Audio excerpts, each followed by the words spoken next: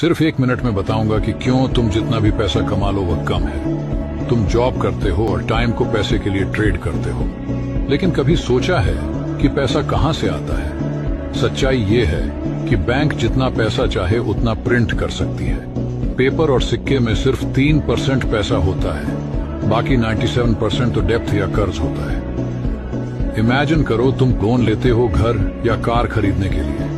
Bank तुम्हें वह पैसा देती है जो पहले से एग्जिस्ट नहीं करता था। उन्होंने कुछ पेपर वर्क और हाथ मिलाकर इसे बनाया है। तो जब तुम बैंक से लोन लेते हो तुम्हें वह पैसा मिलता है जो हवा से बनाया गया है। अब ये क्यों इम्पोर्टेंट है समझो। जब गवर्नमेंट को पैसा चाहिए होते हैं वह सेंट्रल बैंक जाती है और लोन लेती है, बिल्कुल तुम्हारी तरह। सेंट्रल बैंक उन्हें पैसा देती है जो हवा से बन रहा होता है गवर्नमेंट बॉन्ड्स के बदले में।